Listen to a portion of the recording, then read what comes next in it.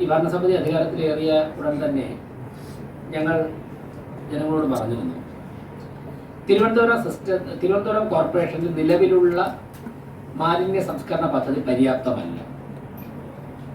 ഒരുപാട് അപാകതകളുള്ള ഒരു പദ്ധതിയാണ് നിലവിൽ കോർപ്പറേഷനിലുള്ളത്. അത് പരിഹരിക്കേണ്ടതായിട്ടുണ്ട്. അതിന് ഈ ഭരണസമിതി പ്രഥമ പരിഗണന കൊടുക്കുമെന്ന് തന്നെ പറഞ്ഞു. അക്കാര്യങ്ങളുമായി ഞങ്ങൾ വളരെ വേഗത്തിൽ വളരെ സജീവമായിട്ട് മുന്നോട്ട് പോവുകയാണ്. തുടക്കത്തിൽ തന്നെ ആരംഭിച്ചു. അത് വലിയൊരു പ്രോസസ്സായതുകൊണ്ട് സ്വാഭാവികമായിട്ടും ഭരണപരമായിട്ടുള്ള കുറച്ച് സാഹചര്യങ്ങൾ തരണം ചെയ്യേണ്ടതായിട്ടുണ്ട്, നിയമപരമായി. അതുവരെ നമുക്ക് നിലവിലുള്ള സിസ്റ്റം തുടരുക എന്നുള്ളത് മാത്രമേ മാർഗമുള്ളൂ. അപ്പോൾ നിലവിലുള്ള സിസ്റ്റം പരമാവധി പെർഫെക്റ്റ് ആയിട്ട് കൊണ്ടുപോകാനുള്ള പരിശ്രമം ഞങ്ങൾ തുടക്കം മുതലേ നടത്തുകയായിരുന്നു. അപ്പോഴാണ് ഈ ഭരണസമിതിയുടെ 6 മാസം പൂർത്തിയായത്. ഭരണസമിതി 6 മാസം പൂർത്തിയാവുന്ന സമയത്ത് കാതലായ ആരോപണങ്ങളും തന്നെ അടിസ്ഥാനമുള്ള ഒരു ആരോപണം പോലും ഭരണസമിതിക്കെതിരെ ഉന്നയിക്കാൻ വേണ്ടി മുഖ്യ പ്രതിപക്ഷമായ CPM ഉൾപ്പെടെ സാധിച്ചില്ല. പല കാര്യങ്ങളും പറയുന്നുണ്ട്, പക്ഷെ കാതലായ ഒരു കാര്യം ഉന്നയിക്കുവാൻ, ജനങ്ങൾ കൂടി ബോധ്യപ്പെടുന്ന തരത്തിൽ ഉന്നയിക്കുവാൻ വേണ്ടി സാധിച്ചില്ല. അത്രത്തോളം കഠിനാധ്വാനം ചെയ്യുകയും അത്രത്തോളം സൂക്ഷ്മതയോടെ, ഭരണത്തിൽ ആദ്യമാണെങ്കിലും സൂക്ഷ്മതയോടെയാണ് ഈ ഭരണസമിതി മുന്നോട്ട് പോകുന്നത്. അതോടൊപ്പം തന്നെ മുഴുവൻ കൗൺസിലർമാരെയും വികസന കാര്യങ്ങളിൽ ഒരുപോലെ തന്നെ ആശയപരമായ വിയോജിപ്പ് നിലനിൽക്കുമ്പോൾ തന്നെ കോർപ്പറേഷൻ്റെ വളരെ സുതാര്യമായുള്ള സുഗമമായുള്ള ഫംഗ്ഷനിങ്ങിൽ ഒരുമിച്ച് ചേർത്തുകൊണ്ട് തന്നെയാണ് ഈ ഭരണസമിതി തുടക്കത്തിൽ പറഞ്ഞതുപോലെ മുന്നോട്ട് പോകുന്നത്. ദൗർഭാഗ്യകരമായ കാര്യം, 6 മാസം പിന്നീട് പോലും കോർപ്പറേഷൻ ഭരണസമിതിക്കെതിരെ കാതലായ വിമർശനങ്ങളൊന്നും ഉന്നയിക്കാൻ സാധിക്കാത്തതുകൊണ്ട് മുഖ്യ പ്രതിപക്ഷമായിട്ടുള്ള പതിറ്റാണ്ടുകളോളം കോർപ്പറേഷന്റെ ഭരണത്തിന് നേതൃത്വം കൊടുത്തിട്ടുള്ള, സംസ്ഥാന ഭരണത്തിന് നേതൃത്വം കൊടുത്തിട്ടുള്ള മാർക്സിസ്റ്റ് പാർട്ടി തന്നെ മാലിന്യ പ്രശ്നത്തിൽ തെറ്റായ നടപടികൾ സ്വീകരിച്ചുകൊണ്ട് തിരുവനന്തപുരത്ത് രംഗത്ത് വരുന്നുണ്ട്. ഞാൻ മേയറായതിനു ശേഷം നേരിട്ട് ഇക്കാര്യം പറയുന്നത് ആദ്യമാണ്. തിരുവനന്തപുരം കോർപ്പറേഷനിൽ മാലിന്യ സംസ്കരണവുമായി ബന്ധപ്പെട്ട് തെറ്റായ വാർത്തകൾ പ്രചരിപ്പിക്കുവാനും നഗരത്തെ മലിനപ്പെടുത്തുവാനും CPM പ്രവർത്തകർ തന്നെ ഇറങ്ങിയിരിക്കുന്നു എന്നുള്ളതിൻ്റെ ഏറ്റവും അവസാനത്തെ ഉദാഹരണമാണ് കഴിഞ്ഞ ദിവസം ഒരു കോർപ്പറേഷൻ ജീവനക്കാരനെ വാഹനമിടിച്ച് കൊലപ്പെടുത്താൻ ശ്രമിച്ചത്. സുരേഷ് ഉൾപ്പെടെയുള്ള വാഹന ആക്രമണത്തിൽ പരിക്കേറ്റ സുരേഷ് ഉൾപ്പെടെയുള്ള ജീവനക്കാർ വളരെ ശക്തമായിട്ടുള്ള സ്ക്വാഡ് പ്രവർത്തനങ്ങളിലായിരുന്നു. അപ്പോഴാണ് ആമേഴഞ്ചാൻ തോട്ടിൽ ഒരു ഓട്ടോറിക്ഷയിൽ മാലിന്യം കൊണ്ട് എറിഞ്ഞുവെന്ന് വിവരം അവർക്ക് ലഭിക്കുന്നത്. അവരവിടെ പോയി അത് ബോധ്യപ്പെട്ടു. അതിനുശേഷം ഇവർക്കറിയാം ഈ മാഫിയകൾ ഏതൊക്കെ സ്ഥലത്താണ് യാത്ര ചെയ്യുന്നത്. ഉടൻ തന്നെ ഇവർ കാത്തിരിക്കുകയും സുരേഷ് ഉൾപ്പെടെയുള്ള ജീവനക്കാർ അടുത്ത് ഇവർ മാലിന്യം ശേഖരിക്കാൻ സാധ്യതയുള്ള സ്ഥലങ്ങൾ വരികയും ചെയ്തപ്പോൾ ഇവർ ഒരു അൺഓതറൈസ്ഡ് ഏജൻസിയാണ്. നിയമവിരുദ്ധമായിട്ട് മാലിന്യം ശേഖരിച്ച് പണം വാങ്ങിയതിന് ശേഷം തോന്നുന്നത് വലിച്ചെറിയുന്ന ഏജൻസിയാണ്. ഇവർ പിന്തുടർന്ന് വന്നപ്പോഴാണ് SP ഫോർട്ട് ആശുപത്രിക്ക് നേരെ എതിരെയുള്ള ഗണേഷ് ടീ സ്റ്റാളിൽ നിന്നും ഈ അനധികൃത ഏജൻസി മാലിന്യം എടുക്കുന്നതായിട്ട് കണ്ടെത്തി. സുരേഷ് ഉൾപ്പെടെയുള്ളവർ അവർ മാലിന്യം കയറ്റി ഓട്ടോറിക്ഷയിൽ പോകാൻ പോയപ്പോഴേക്കും ആ ഓട്ടോറിക്ഷ തടഞ്ഞു നിർത്തി. അപ്പോഴാണ് സുരേഷിനെ ഇടിച്ചു കൊലപ്പെടുത്താൻ വേണ്ടി പരിശ്രമിക്കുകയും ആ ഓട്ടോ കടന്നു പോവുകയും ചെയ്തു. അതിലുണ്ടായിരുന്ന പ്രതികളെ സുരേഷ് ഉൾപ്പെടെയുള്ളവർ തിരിച്ചറിഞ്ഞ് പോലീസ് മൊഴിയെടുക്കാൻ വന്നപ്പോഴേക്കും അവരുടെ പേരുൾപ്പെടെ പറഞ്ഞു. ഒരു പ്രതി അന്ന് തന്നെ പിടികിട്ടി. ഞാൻ ഉൾപ്പെടെ, മേയർ ഉൾപ്പെടെ അവിടെ സന്ദർശിക്കുകയും നിങ്ങൾ മാധ്യമങ്ങളൊക്കെ വന്നിരുന്നു, നിങ്ങളൊക്കെ വാർത്ത കൊടുത്തു, പോലീസുമായിട്ട് സംസാരിച്ചു. ഹെൽത്ത് സ്റ്റാൻഡിംഗ് കമ്മിറ്റി ചെയർമാനും ഹെൽത്ത് ഓഫീസറും നേരിട്ട് പോയി തിരുവനന്തപുരം സിറ്റി പോലീസ് കമ്മീഷണർ കണ്ടിരുന്നു. HOയുടെ പക്കലുള്ള വിവരങ്ങളൊക്കെ തന്നെ റിപ്പോർട്ടായിട്ട് സിറ്റി പോലീസ് കമ്മീഷണർക്ക് സമർപ്പിച്ചു. അതിന്റെ അടിസ്ഥാനത്തിൽ പോലീസ് വളരെ സജീവമായ ഇടപെടലും അന്വേഷണവും നടത്തിയപ്പോൾ ഇതിന് നേതൃത്വം കൊടുക്കുന്നത് CPM പ്രവർത്തകനായിട്ടുള്ള ഷമീറാണ് എന്നുള്ള വസ്തുത ബോധ്യപ്പെട്ടു. പോലീസിന്റെ അന്വേഷണം ശക്തമായതോടെ ഷമീർ തമിഴ്നാട്ടിലേക്ക് കടന്നു.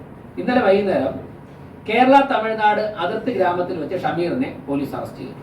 ഇപ്പോൾ ഷമീർ പോലീസ് കസ്റ്റഡിയിലാണ്. ആ ഷമീറിന്റെ ഫോട്ടോ ഒന്ന് കാണിച്ച്. ഷമീർ തിരുവനന്തപുരം ചാലയുള്ള CPM പ്രവർത്തകനാണ്. ഷമീറിന്റെ വേറൊരു പേരുണ്ട്, അത് നിങ്ങൾ അന്വേഷിച്ചാൽ മനസ്സിലാവും. സിറ്റി പോലീസ് കമ്മീഷനുമായിട്ട് ബന്ധപ്പെട്ട് കഴിഞ്ഞാൽ കൂടുതൽ വിവരങ്ങളിലേക്കും ഇദ്ദേഹത്തിന് സിറ്റിയിൽ ഈ മാഫിയക്ക് നേതൃത്വം കൊടുക്കുന്നതുകൊണ്ട് വേറൊരു പേരൂടെ ഉണ്ട്, നിങ്ങൾ അന്വേഷിച്ചാൽ മനസ്സിലാവും. കൃത്യമായിട്ടുള്ള രാഷ്ട്രീയ ബന്ധമുള്ളതാണ്.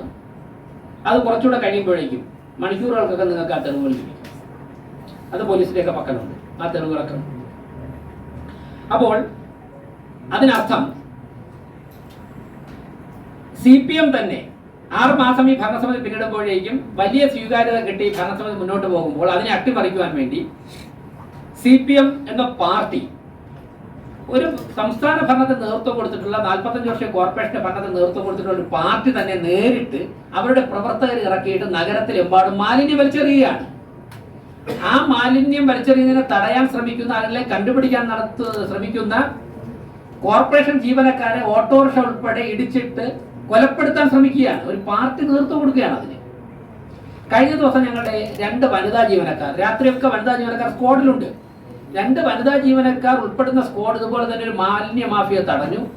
അവർ രക്ഷപ്പെടാൻ ശ്രമിച്ചു. ഈ ജീവനക്കാർ ഓട്ടോറിക്ഷയുടെ മുൻപിൽ കയറി നിന്നിട്ട് ഓട്ടോറിക്ഷ കസ്റ്റഡിയിലെടുത്ത് ഇപ്പോൾ ഓട്ടോറിക്ഷ നമ്മുടെ ഗ്യാരേജിലുണ്ട്. ഗ്യാരേജിൽ കൊണ്ടുവന്ന് പരിശോധിച്ചപ്പോഴേക്കും അതിൽ വടിവാളും കമ്പിപ്പാറയും ഉൾപ്പെടെ ആക്രമിക്കുവാൻ വേണ്ടി കരുതി വെച്ചിരിക്കുകയാണ്. ആ ഓട്ടോറിക്ഷ ഞങ്ങൾ കസ്റ്റഡിയിൽ എടുത്തിട്ടുണ്ട്. മാലിന്യ മാഫിയ 2 വനിതകളാണ് അതിനെ തടഞ്ഞത്. കഴിഞ്ഞ ദിവസം അവർക്ക് സിയോനോ കൊടുത്തിരുന്നു ഇവിടെ മീറ്റിംഗ്, ഹെൽത്ത് സെക്ടറിന്റെ മീറ്റിംഗിൽ. മറ്റൊരു വാഹനത്തിന് ഞങ്ങൾ കസ്റ്റഡിയിലെടുത്തു കടകംപള്ളി വാർഡിൽ നിന്ന്. ആക്കുളം പ്രദേശത്ത് നീർച്ചാലിൽ മാലിന്യം വലിച്ചെറിഞ്ഞ വാഹനം ഇവിടെ കോർപ്പറേഷൻ കസ്റ്റഡിയിൽ കിടപ്പുണ്ട്. നമ്മുടെ കസ്റ്റഡിയിൽ നിങ്ങൾക്ക് അറിയാം, പുറത്ത് ലോറിയുണ്ട്. അപ്പോൾ ഈ ഷമീർ ഉൾപ്പെടെയുള്ള ചെയ്ത ജലാശയങ്ങളിലേക്കാണ് മാലിന്യം വലിച്ചെറിഞ്ഞത്. അത് ജാമ്യമില്ലാത്ത കുറ്റമാണ്, വളരെ ഗ്രേവ് ഓഫൻസാണ്. ജലാശയങ്ങളിലേക്ക് മാലിന്യം വലിച്ചെറിയുന്ന അങ്ങേയറ്റം തന്നെ കുറ്റകരമാണ്. അങ്ങനെയുള്ള കാര്യങ്ങൾക്ക് ഒരു പാർട്ടിയുടെ പ്രധാനപ്പെട്ട പ്രവർത്തകൻ തന്നെ നേതൃത്വം കൊടുക്കുന്നു എന്ന് പറയുമ്പോഴേക്കും ഉന്നത നേതാക്കന്മാരുമായിട്ട് ആത്മബന്ധം പുലർത്തുന്ന പ്രവർത്തകനാണ്. ഈ വിവരം ഞങ്ങളുടെ അന്ന് തന്നെയുണ്ട്. ഞാൻ ഫോർട്ട് ഹോസ്പിറ്റൽ വരുമ്പോൾ തന്നെ ഇന്നാരാണ് അതിന് നേതൃത്വം കൊടുത്തത്, ഈ പേരുകാരനാണ് നേതൃത്വം കൊടുത്തത് എന്നുള്ള വിവരം ഞങ്ങളുടെ കയ്യിലുണ്ട്. പക്ഷേ അത് പോലീസ് അന്വേഷിക്കണം.